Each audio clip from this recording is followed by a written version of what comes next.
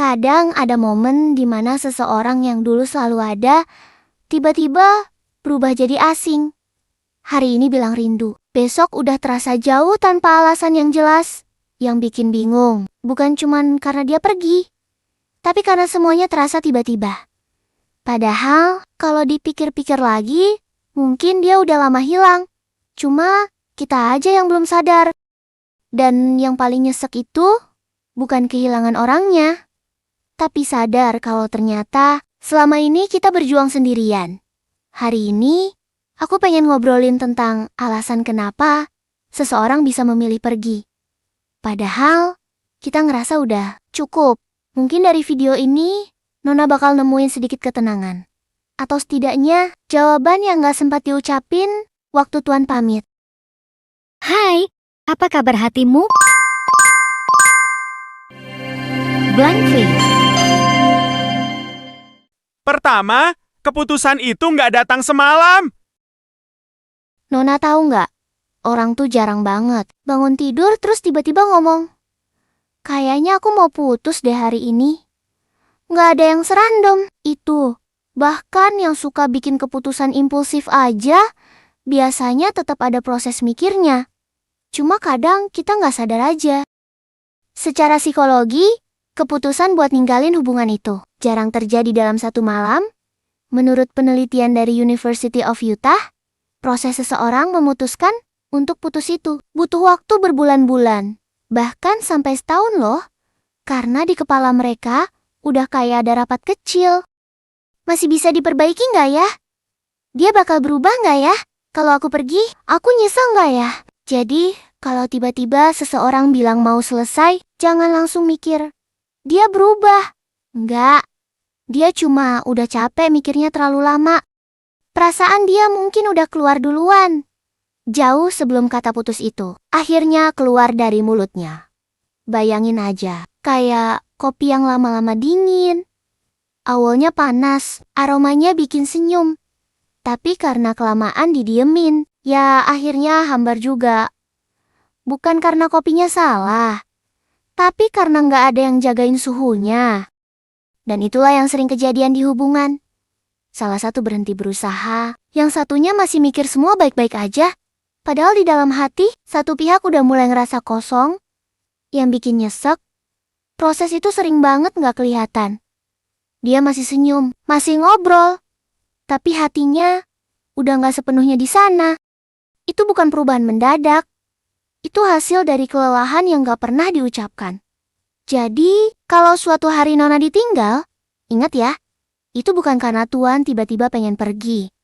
Tapi, karena Tuan udah lama ngerasa nggak bisa tinggal. Dan mungkin, itu waktunya juga buat kita mikir.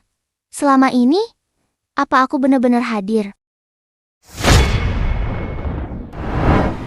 Kedua, tanda-tandanya selalu ada, cuma sering diabaikan.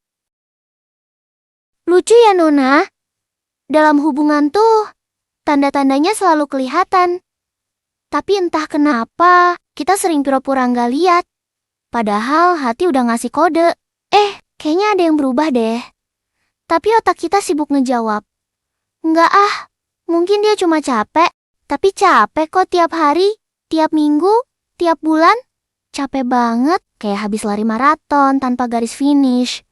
Kalau dari sisi psikologi, menurut riset dari John Gottman Institute lembaga, yang udah lebih dari 40 tahun meneliti hubungan, perubahan kecil dalam pola komunikasi itu bisa jadi pertanda awal dari retaknya hubungan.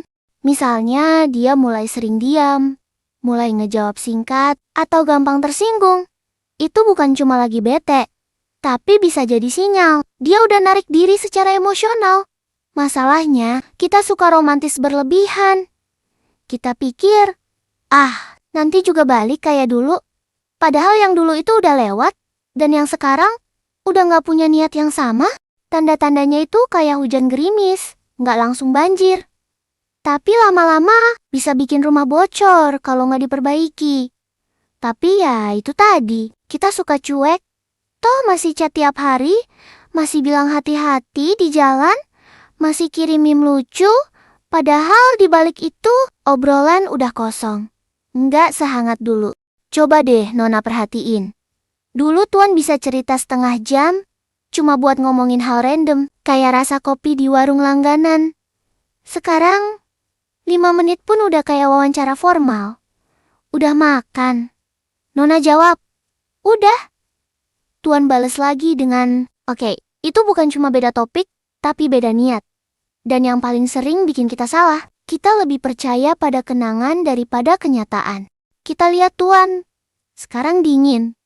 Tapi yang kita ingat justru versi Tuan yang dulu. Yang hangat, perhatian, dan suka nyuruh pakai jaket. Padahal yang dulu itu udah nggak tinggal di sini.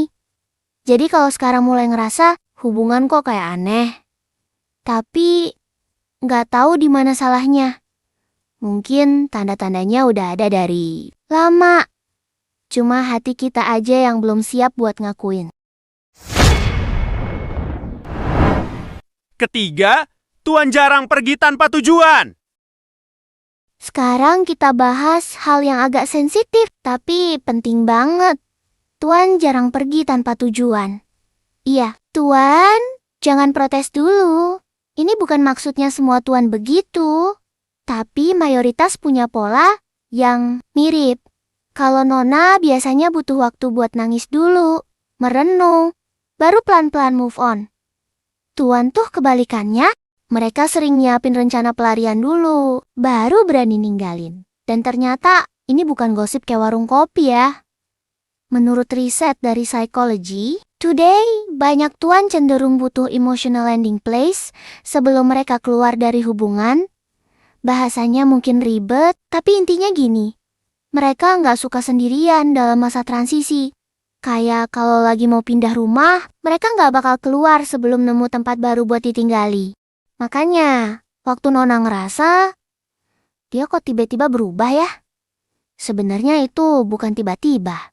Bisa jadi, hatinya udah mulai pindahan pelan-pelan. Cuma Nona aja yang belum sempat sadar, karena dia masih pura-pura beresin kardus di rumah lama. Dan lucunya, kita suka pura-pura nggak sadar. Kita pikir Tuan cuma lagi sibuk. Padahal hatinya udah ngetik alamat baru. Biasanya, Nona lebih cepat sadar secara emosional, sedangkan Tuan lebih lambat ngerasa kehilangan. Tapi, begitu sadar, biasanya udah terlambat. Pernah nggak lihat Tuan yang baru putus? Kelihatannya santai, kayak masih main futsal, nongkrong, ngakak, seolah nggak ada apa-apa. Tapi, 3 bulan kemudian, baru muncul story tengah malam. Kadang, yang pergi bukan berarti nggak sayang. Nah, itu tandanya penyesalan baru datang pas udah punya ruang buat sepi. Sebagian besar, Tuan bukan takut kehilangan cintanya. Mereka takut kehilangan kestabilannya. Dan seringkali, seseorang baru berani pergi kalau udah ngerasa aman di tempat lain. Entah itu orang baru, hobi baru, atau bahkan kesibukan yang bikin Tuan gak sempat mikir. Jadi, kalau Tuan pergi, jangan buru-buru mikir Tuan jahat. Kadang, Tuan cuma lagi nyari tempat buat ngerasa tenang. Walaupun caranya salah. Dan buat Nona, jangan jadikan kepergian Tuan sebagai bukti. Kalau Nona kurang, anggap aja Tuan cuma mampir sebentar dan buat ngingetin. Kalau seseorang bisa pergi seenaknya, berarti dia nggak tahu seberapa berharganya tempat yang dia tinggalkan. Keempat, jangan buru-buru menyalahkan diri sendiri. Nona tahu nggak? Hal pertama yang sering kita lakukan setelah ditinggal itu bukan nangis, bukan marah, tapi nyalahin diri sendiri. Kayak, aku kurang perhatian ya. Atau aku terlalu cerewet. Jangan-jangan, aku nggak cukup baik buat dia. Padahal kalau dipikir lagi, ya ampun, kenapa kita harus selalu jadi tersangka di setiap perpisahan? Nona tahu nggak? Kalau ada penelitian dari Psychological Science Journal yang bilang, orang yang punya empati tinggi itu cenderung lebih mudah menyalahkan diri sendiri setelah hubungan gagal. Jadi kalau Nona tipe yang suka mikir berlebihan, itu bukan karena lemah, tapi karena terlalu punya hati. Sayangnya, terlalu punya hati juga bisa bikin kita gampang ngambil tanggung jawab yang bukan milik kita. Padahal, Hubungan itu kayak nari berdua. Kalau satu orang berhenti ngikutin irama, ya musiknya pasti kacau. Tapi masa Nona mau nyalahin diri sendiri karena musiknya berhenti? Sementara yang satu lagi udah jalan keluar panggung. Contohnya gini, waktu Tuan mulai jarang ngabarin, Nona panik, terus mulai berusaha lebih keras, ngirimin chat duluan, ngingetin makan, nyari topik ngobrol. Padahal dari sisi Tuan, mungkin udah nggak mau diajak ngobrol. Lama-lama yang capek ya Nona sendiri. Tapi nanti kalau Tuan pergi, siapa yang disalahin? Diri sendiri lagi. Padahal, jelas hubungan itu kerja dua arah. Bukan solo karir. Dan yang lebih lucu, menurut riset dari University of California, orang yang terus menyalahkan diri sendiri setelah ditinggal itu justru butuh waktu lebih lama buat pulih. Karena fokusnya bukan lagi ke sembuh, tapi ke apa yang salah sama aku. Padahal gak semua kepergian itu tentang kesalahan. Kadang ya orang cuma berubah. Sesederhana itu. Jadi mulai sekarang, kalau ada yang pergi, coba tahan dulu jari buat ngetik. Aku minta maaf ya, kalau aku salah. Gak semua hubungan butuh maaf. Kadang yang dibutuhin cuma kesadaran. Oh, ternyata aku udah cukup, tapi bukan buat dia. Kelima, biarkan yang pergi tetap pergi. Ada kalimat yang kelihatannya sederhana, tapi prakteknya susah banget. Biarkan yang pergi tetap pergi. Kedengarannya gampang ya. Tapi buat sebagian Nona, rasanya kayak disuruh tidur. Padahal masih pengen ngeliat notifikasi terakhir dari Tuan. Yang lucu, kadang kita tuh kayak detektif tanpa bayaran. Tuan udah bilang selesai. Tapi kita masih stalking story, ngecek siapa yang di-follow, sampai ngezoom siapa yang nge-like fotonya. Padahal ya, kalau Tuan udah niat pergi, sekeras apapun kita pantau, nggak bakal bikin Tuan balik. Yang ada malah stres dan kehilangan harga diri sendiri. Menurut riset dari Journal of Positive Psychology, orang yang terus mengikat diri secara emosional pada mantan, alias masih nyimpen harapan, cenderung punya kadar stres dan kecemasan yang lebih tinggi. Karena otaknya masih nganggap hubungan itu belum selesai, padahal tubuh dan waktunya udah harus jalan ke depan. Itu sebabnya move on bukan cuma soal lupa, tapi juga soal ngelepas, rasa ingin tahu yang gak perlu. Kadang kita pikir, kalau aku ngerti alasan dia pergi, aku bakal tenang. Padahal, seringkali bukan jawabannya yang bikin tenang, tapi penerimaan.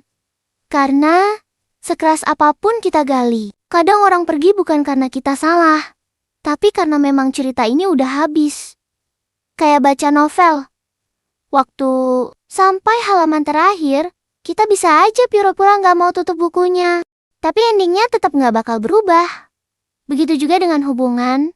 Kalau tokohnya udah keluar dari cerita, ya jangan dipaksa nongol lagi di bab berikutnya. Lagi pula kalau Tuan beneran jodoh, nggak perlu dikejar juga. Pasti bakal balik kok. Kalau nggak balik-balik, ya berarti alamatnya bukan ke hati Nona, tapi ke tempat lain yang mungkin memang lebih pas buat dia, dan itu bukan kekalahan. Itu bentuk kedewasaan. Jadi Nona, biarkan yang pergi tetap pergi. Karena kalau terus megang yang udah mau lepas, nanti tangannya nggak bisa terbuka buat yang baru datang. Dan siapa tahu yang datang berikutnya bukan cuma singgah, tapi mau tinggal lama. Kadang yang kita kira akhir ternyata cuma cara semesta bilang, kamu udah cukup berjuang. Jadi Nona, kalau hari ini hatimu lagi berat karena seseorang pergi, jangan buru-buru nyalahin diri sendiri. Yang pergi, biarlah pergi. Yang tertinggal, semoga jadi lebih kuat. Hidup itu bukan tentang siapa yang datang duluan, tapi siapa yang tetap tinggal dengan tulus. Dan tugas kita sekarang bukan cari siapa yang salah, tapi belajar jadi versi diri yang lebih bahagia. Kalau video ini bisa bikin hati sedikit lebih tenang, jangan lupa klik subscribe Blankfi supaya nggak ketinggalan. Kasih like dan share ke seseorang yang mungkin lagi butuh denger. Blank, V pamit. Semoga hati Nona lebih tenang hari ini. Dan seperti biasa, sebelum pergi, buka dulu surat dari Blank V. Kadang lelaki pergi, bukan karena tiba-tiba bosan, tapi karena hatinya udah berjalan lebih dulu dari tubuhnya.